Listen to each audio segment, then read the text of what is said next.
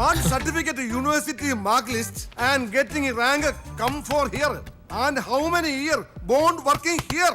പേടൻ പാടായിരിക്കും. കുഞ്ഞെ വെറുതെ കാണാതെ പഠിച്ച് പരീക്ഷ എഴുതിട്ട് ഒരു കാര്യമില്ല. എങ്ങനെയുണ്ട് അങ്കിളെ? ചോദ്യങ്ങൾ ഞങ്ങൾ ചോദിക്കാം. ആദ്യം ഈ ഫയൽ എന്റെ ചോദ്യത്തിന് ഉത്തരം പറയട്ടെ. File file താടേ. സർ, ഇയാൾക്ക് ഭ്രാന്താണ്. എന്തൊക്കെ സ്റ്റുപ്പിഡ് ക്വസ്റ്റ്യൻസ് ആണ് ഇയാൾ ചോദിക്കുന്നത്?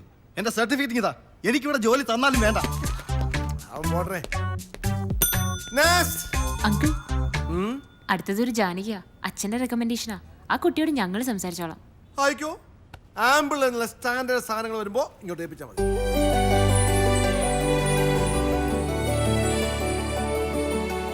ഇരിക്ക്. Thank you madam. ഇനി നിങ്ങൾ നടത്തിയോ. ഞാൻ ചോദിച്ച പോലെ ഇത്തിരി കേറ്റി തന്നെ ചോദിച്ചു. രക്ഷപ്പെട്ടു സർ. ആ,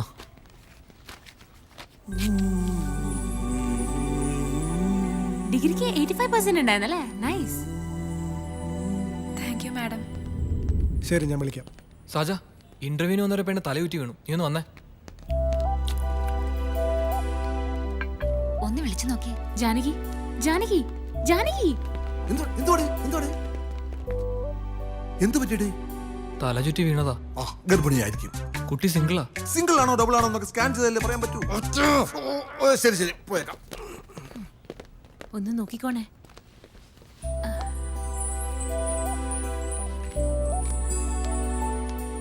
ഭക്ഷണം കഴിക്കാഞ്ഞിട്ടാണെന്നാ തോന്നുന്നത്. കുറച്ച് ബുദ്ധിമുട്ടില്ലാന്ന് അച്ഛൻ പറഞ്ഞിരുന്നു. ഞാൻ എന്തെങ്കിലും കഴിക്കാൻ മേടിച്ചിട്ട്. എന്തെങ്കിലും നല്ലൊരു ജോലി ഇതിന് കൊടുക്കാൻ പാറുവിനോട് പറ. മാന്യമായ ശമ്പളവും. ഒരവസരം വന്നപ്പോ എന്റെ ബാലകൃഷ്ണന്റെ കുഞ്ഞിനെ കൈവിട്ടില്ലല്ലോ എന്നതില് നന്ദിയുണ്ട്.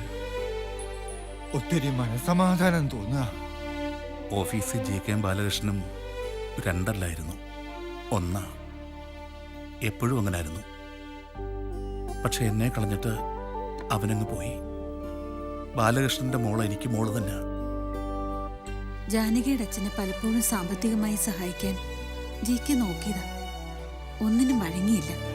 ഇനിയെങ്കിലും ഈ ദുരഭിമാനം കളയണം. നമ്മൾ അതുകൊണ്ട് ഒന്നും നേടില്ല. പാരമ്പര്യമായിട്ട് കിട്ടിയ ഒരു നല്ല ചീത്ത സ്വഭാവ. സരസ്വതിയെ എന്താ നോക്കി നിൽക്കണേ? ചായ എടുക്കാൻ.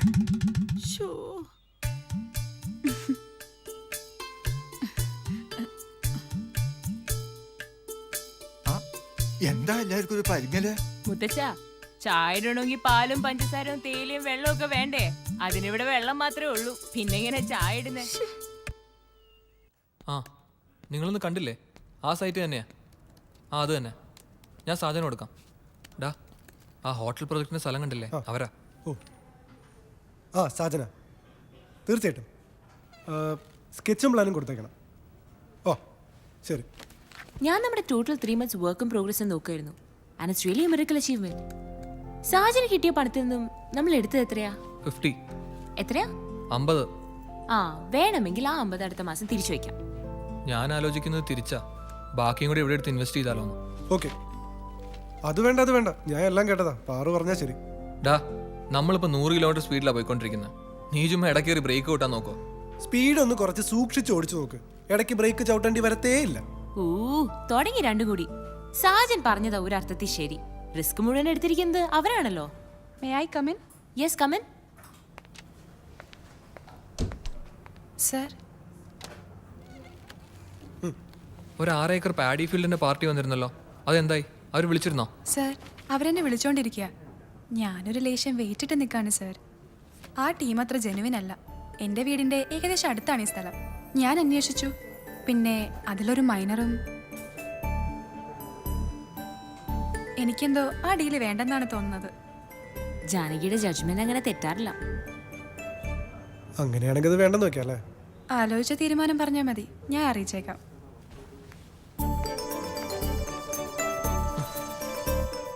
എത്ര പെട്ടെന്നായി പെണ്ണ് റിയൽ എസ്റ്റേറ്റ് പണി പഠിച്ചത്. ജീവിതത്തിൽ വിശപ്പ് പതിവായാലേ ആരും എന്തും പഠിക്കും. ആജൻ കുറച്ച് മനസാക്ഷിയുള്ള കൂട്ടത്തിലാണെന്ന് തോന്നുന്നു, അല്ലേ? അതൊക്കെ ശരിയാ. പക്ഷെ അവന്റെ പേര് പറയരുതെന്നാ പറഞ്ഞേക്കുന്നത്. അറിഞ്ഞ കൊല്ലും. അങ്ങനെ ചാടിക്കേറി സഹായിച്ചാ അത് വേറെ അർത്ഥത്തിൽ എടുക്കുമെന്ന് അവന്റെ വിചാരം. അച്ഛാ, 25,000 രൂപ കമ്പനിയിൽ സാങ്ഷൻ ആയിട്ടുണ്ട്. 25,000 രൂപ ഞാനും കൊടുക്കാന്ന് കരുതി. അങ്ങനെയാവുമ്പോ 2 മാസത്തെ പലിശയാവുമല്ലോ. എന്ത് പറയുന്നു? ജിക്കയുടെ കാശ് പോയി. എന്റെ മോളുടെ മനസ്സ് എത്ര നല്ലതാണെന്ന് നോക്കി. യെസ്, എന്റെ മോളെ കുറിച്ച് എനിക്ക് അഭിമാനം തോന്നുന്നു. You are ഗ്രേറ്റഡാ.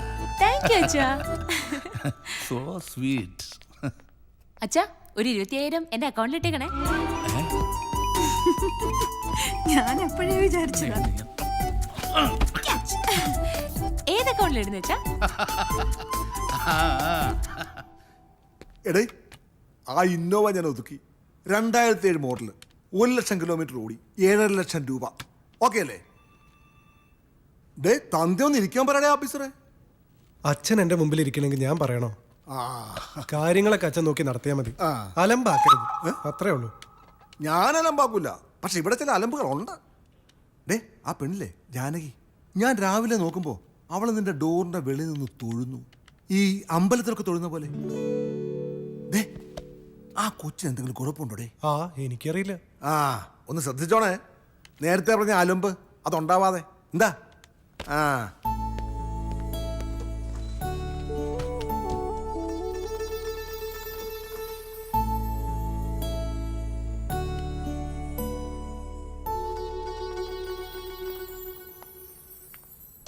കയ്യിലിരിക്കുന്ന ഫയൽ ഇവിടെ വെച്ചിട്ട് പൊക്കോളൂ.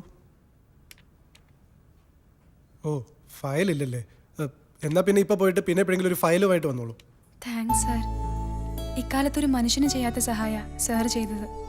ഓ, 50,000 രൂപ ഒരുമിച്ച് കൊടുത്തപ്പോൾ അവരൊന്ന് അടങ്ങി. ആ,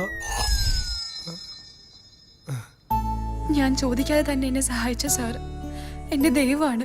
അയ്യോ, എനിക്കിതൊന്നും കേൾക്കുന്ന ഇഷ്ടമല്ല. താനൊന്ന് പോവോ? സാർ ഞാൻ ബാക്കി പിന്നെ പറയാം.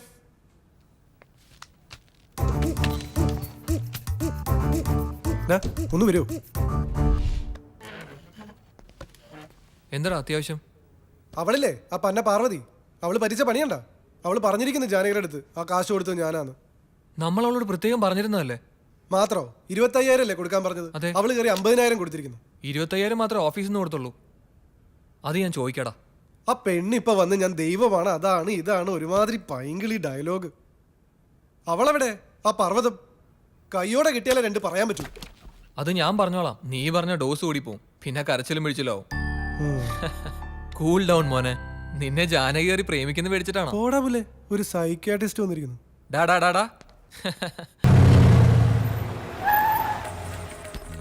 ഗണപതി ഭഗവാനേ ഓ, ഗണപതിക്ക് വെച്ചത് കാക്ക കൊണ്ടുപോയി. ഹലോ, നിങ്ങൾക്ക് കുറച്ച് കാശ് കളവ് പോയെന്ന് പറഞ്ഞ് എനിക്ക് അത് മാത്രം അന്വേഷിച്ചാൽ പോരല്ലോ. ഹലോ, അന്വേഷിക്കുന്നുണ്ട്.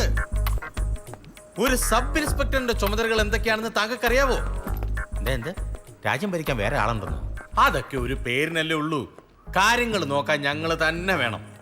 ആ, ശരി ശരി ശരി. ആ, കൂടുതൽ ഊർജിതമായ അന്വേഷണത്തിലേക്ക് കടന്നോളാം. ഓ ശരി, ധൈര്യമായിട്ട് വെച്ചു. ഓ ശരി ശരി. എന്താടോ സാർ, ആ ബാങ്കിന്റെ കേസിലെ കക്ഷികൾ വന്നിട്ടുണ്ട് സാർ. എന്നാ പിന്നെ അവരെ അകത്തോട്ട് വിളിക്ക്. ഇനി എന്തിന് താലപ്പൊലിയും ചെണ്ടമേളവും ശിങ്കാരിമേളവും ഒക്കെ വേണോ? അത് കുമരന്റെ ഉത്സവത്തിന് പോരെ സാർ. പോയി വിളിച്ചോട്ട് വാടോ.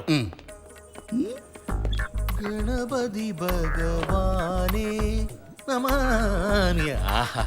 ഗണപതി ഭഗവാനെ, മോഷണം പിടിച്ചുപറി വാണിഭം, ഇത് മാത്രമുള്ളോ ഈ സമ്പൂർണ്ണ സാക്ഷര കേരളത്തിൽ?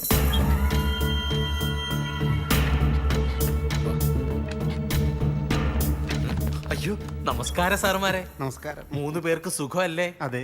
അങ്ങ് കൊമ്പത്ത് പിടിപാടുള്ള നിന്നെയൊക്കെ ഇങ്ങനെ എഴുന്നേറ്റ് നിന്ന് ബഹുമാനിച്ചില്ല എന്റെ തൊപ്പി പോകാൻ അത് മതിയല്ലോ. ഓ, പവനൻ സാറ് നല്ല ചൂടിലാണല്ലോ. അതെ, സാറിന് വൈറൽ ഫീവറാ. ജോസപ്പേ, അല്ല സാറേ, ഞങ്ങളെ കണ്ട് എണീറ്റ് ബഹുമാനിച്ചില്ലെങ്കിലും ഒന്ന് ഇരുത്തി സംസാരിക്കായിരുന്നു. കണ്ട സാർ ലേശം ഒന്ന് ഇറങ്ങിപ്പോ അവൻ കീറുന്ന കേറ്റം കണ്ട. ഇവനെയൊക്കെ ഇറക്കാടോ.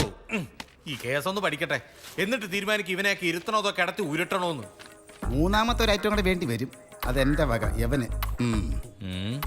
ബാങ്ക് ലോൺ അടച്ചിട്ട് 6 മാസമായി അല്ലടാ? അതെ സാർ, ലേശം ടൈറ്റ് ആയിരുന്നു. പെണ്ണുങ്ങളൊന്നും ഇപ്പൊ മാലം കമ്മലും ഇട്ടുകൊണ്ട് റോഡേ നടക്കുന്നില്ലടാ. ഉണ്ട് സാർ, ഒക്കെ മുക്ക.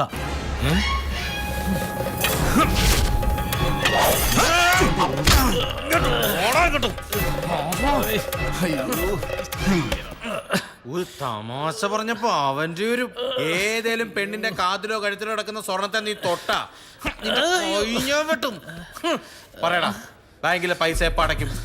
പറയടാ. എന്തെങ്കിലും പറയടാ. ഒന്നി പിടിച്ചു പറിക്കണം അല്ലെങ്കിൽ കളഞ്ഞു കിട്ടണം. പോടാ. എന്താണ് നിന്റെ നാവിറക്കി പോയോ? പറയടാ. സാറേ അത് കൃത്യമായിട്ട് എങ്ങനെ പറയാനാ? ആരെ കൊന്നിട്ടാണ് ഞാനത് ഉടനെ അടച്ചോളാം. ആ പോ സ്ഥലം വിട്. അപ്പൊ സാറ്റർഡേ നമ്മൾ വീണ്ടും കാണുന്നു, ടേംസ് ഉറപ്പിക്കുന്നു. വേണി അന്ന് തന്നെ എഗ്രിമെന്റ് വെക്കാം. എന്താ സാജ? പിന്നെന്താ, അഡ്വക്കേറ്റിനോട് ഡ്രാഫ്റ്റ് റെഡിയാക്കാൻ പറഞ്ഞോളൂ.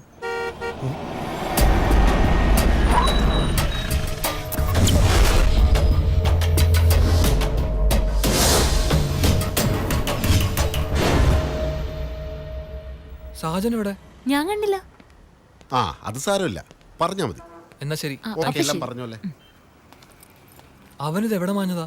എന്തായാലും പുറത്തോട്ട് പോയിട്ടില്ല. ആ ദേ അങ്കിൾ. ലോട്ടറി അടിച്ചത് കൂട്ടിയാ മതി.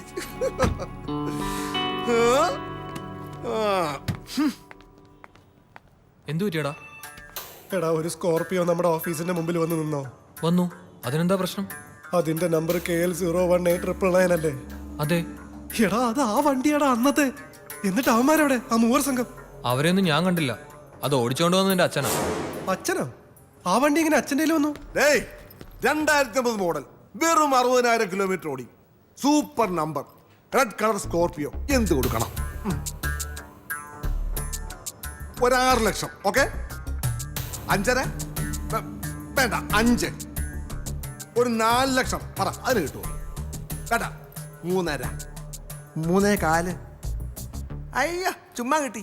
ഒന്ന് പോയിടാ. എടാ, വെറും 2.5 ലക്ഷം രൂപ റെഡി ക്യാഷ്. അങ്കിളെ കൂടെ കൈ. അങ്കിളുടെ കഴിവ് അപാരം തന്നെ. ഞാനതൊന്ന് എടുത്തു നോക്കി. പക്ക കണ്ടീഷൻ, വെൽ മെയിൻറ്റെയിൻഡ് കാർ. അവന്മാർക്ക് അബദ്ധം പറ്റിയതായിരിക്കും അല്ലെങ്കിലേ. അതോ കാശിന് അത്യാവശ്യപ്പെട്ടു നിന്നോ? ഏതായാലും അങ്കിൾ ഇതുവരെ വാങ്ങിയതിൽ പ്രോഫിറ്റ് മേക്ക് ചെയ്ത് തന്നെയായിരിക്കും. പിന്നെ സൂപ്പർ നമ്പറാ. ആ നമ്പറിന് കൊടുക്കണം കാശ്. Well done uncle. Thank you മോളെ. നീങ്ങുവാ. എന്താ? അച്ഛനൊന്ന് വന്നേ, ഞാനൊന്ന് വാരി പുണരട്ടെ.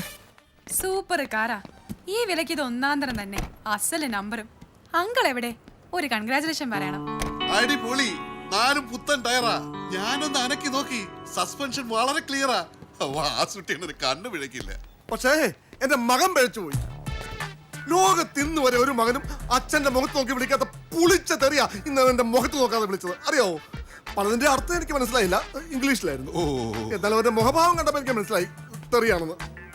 എല്ലാവർക്കും ബോധിച്ച വണ്ടി, അവന് മാത്രം ബോധിച്ചില്ല. എന്നെ ഈ ആപ്പീസിൽ നിന്ന് പുറത്താക്കിയാലും ശരി, ഞാൻ ഈ വണ്ടി വിൽക്കുന്ന പ്രശ്നമേ ഇല്ല. എനിക്ക് വാശിയാ. മാറണ്ടേ? ഓ